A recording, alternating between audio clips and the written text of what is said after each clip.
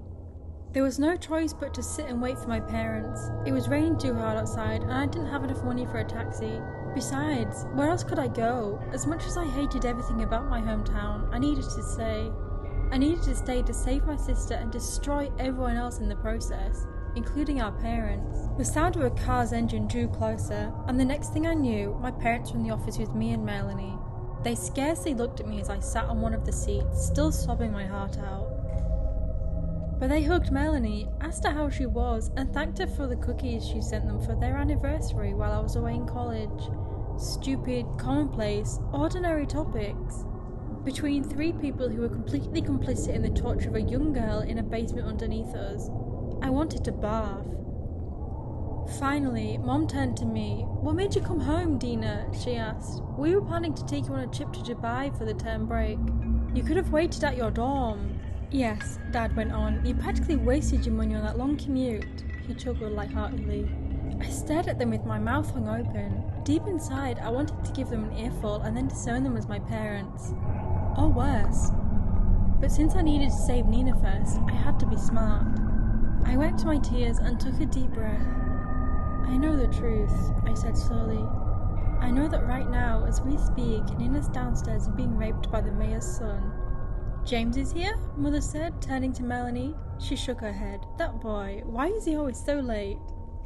Melanie chuckled. "He wants more privacy, I guess. Let him. It's been raining a lot lately, and we still haven't found that imposter. Expect a lot of families with young children to move out of Salome if this situation doesn't improve," Father muttered. Thunder rumbled again, bringing with it even stronger rain. "How?" I said, fighting to keep my voice level. "Are you able to stomach all this? Nina's your daughter. Do you want to take her place?" Father said sharply. I couldn't reply. "No one wants to take her place," Father said firmly. "But that's part of the deal. What's done is done. What are you going to do? Rescue her? She's too far gone by this point to trust any semblance of kindness. And even if you dare, you'll be putting even more people in danger." Thunder roared again. "See? I wish they'd get that imposter now." "Let's just go home, Dina," Mother said in a softer tone. "We'll make you understand." "Mom, Dad, how could I? How could you? Nina's your daughter. You raised her. You made sure she was healthy and loved for 9 years. And then to just agree to a deal like that?" "It wasn't easy," snapped Father. "Don't act like it is. It was our greatest act of selflessness to offer your sister to the town." "What?" "Fun fact, Dina," Melanie chimed in. "Remember how your parents left you alone with me the night after your sister disappeared? They were part of a special initiation rite as well. It was our first and last time in the basement," Mother said, narrating it like it was a recipe instead of a crime against humanity. "The mayor was the first one to use your sister. Of course, he had to do the honors. He had to force me to pin her down while your father watched. It was the worst moment of my life, at that time. But then it was over. Afterwards, all my feelings for that child were gone." "And you didn't attack them?" I turned to Father. My father, who was always so wary about the boys I dated in high school. I made sure I went straight home after nights out. "I was forced to do something even worse," Father said, flinching from my gaze. He looked away. I felt bile rising up my throat and ran outside to the nearby garden where I threw up my entire dinner. I felt a hand on my shoulder. It was my mother. It was her usual familiar soft and loving face, except I knew I could never see her the same way again. Oh, Father, they didn't love Nina, and so they didn't love me. It was that easy. I could have been the one being tortured in the basement. Nina could have been the one living the wonderful life with her parents and the rest of Salome. It was just luck that made all the difference between both our lives. "Let's go home, Dina," Mother said. I had no choice but to follow her.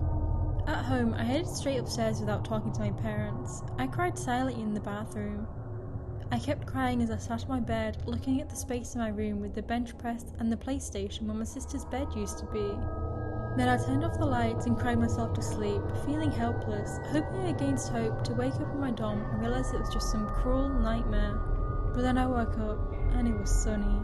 My parents left a message saying they went ahead to work. They left breakfast for me on the table, blueberry waffles, Nina's favourite as well as mine.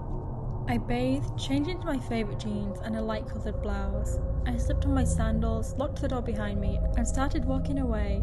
I had no idea where to go, where to start, but I knew that I had to gather answers.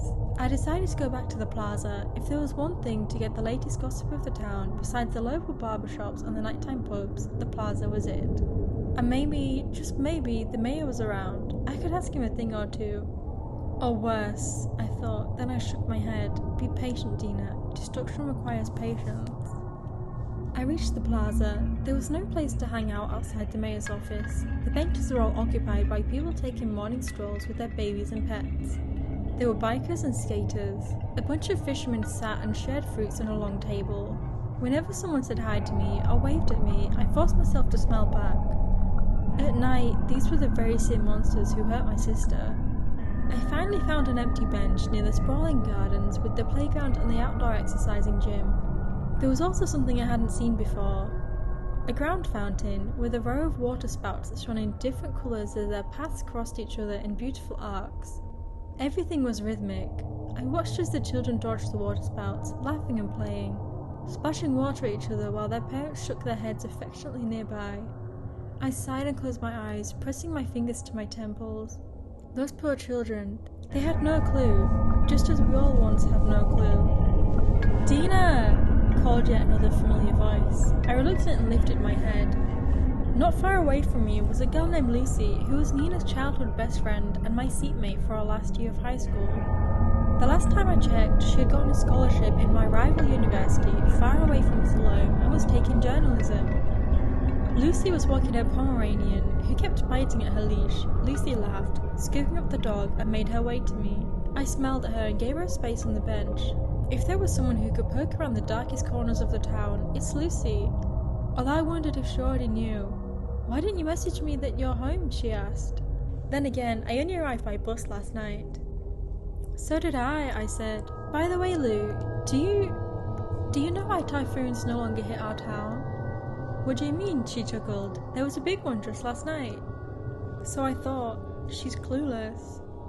"Remember the freshmen in our community college who said they went through some sort of initiation rite?" I asked.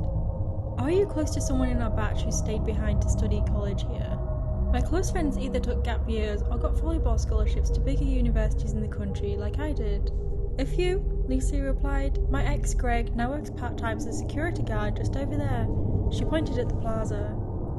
Wait, you were in a relationship with Greg?" I asked. Greg and Lucy were notorious frenemies in high school, and he flirted with her when he was not teasing her. Yeah, long-distance relationships are a myth, but we're civil. Anyway, he's taking agriculture and fishery at the local community college. "Why? Here for a project?" "Not really," I said. "Also, about Greg, when does he work?" Lucy laughed. "Greg's incapable of commitment, Dina, but if you want to see him, he works from 6 p.m. to 6 a.m. at the mayor's office, building every Monday and Wednesday." Today's Monday, I realised. "Lou, I need to see Greg." "It's not worth it, girl. He'll never change." She cracked up even harder. "Lucy, I'm serious." I lowered my voice. Between us, Lucy's dog tried to scratch me, but Lucy set her down on the grass and tied the leash to the armrest of the bench. "Serious about what?" Lucy asked. "Nina's in trouble," I said. "I need to find out how to rescue her. People are doing terrible things to her on a nightly basis. People we know." I suddenly straightened up, looking around us in the park, hoping no one heard. "But isn't Nina in that special boarding school?" Lucy asked. Then again, I always thought that it was weird that she never replied to our letters. "Look, most of the kids in our batch are 18 years old, which means that those who stayed behind might have taken the same initiation rite the other older kids used to talk about before quickly changing the topic," I said. "Lucy, this is going to sound unbelievable, but you can ask our parents now. You can ask anybody older than us. Now that we're 18, they'll respond." "Are you okay, Dina? You're trembling." "No, I'm not okay." I clenched my fists, then relaxed them. Then I told her everything. "I don't believe you," she whispered when I was done. "Look, I didn't want to believe it either," I said, "but my parents confirmed it. You could ask them. Like I said, you could ask anyone." "My dad..." Lucy stopped halfway, then she covered her mouth. Oh my god, no, he couldn't have." She looked at me with a horrified look in her eyes. "Dina, I don't want to believe it. It's not true. Tell me it isn't. He might not be one of them, for all we know. Except that I think he is, because Mum used to yell at him for staying out after work. And when I asked her if she suspected the dad was cheating on her," Lucy shuddered. "I hope I'm wrong, but alright Dina, I get it. You can't go to that basement, but I can. I'll ask Greg." Then let me know, okay? Let me know how it goes. Tell Nina that I love her and that I'll rescue her. I will, I'll tell her. Lucy's voice trailed off. She was looking behind me. I turned around and saw James.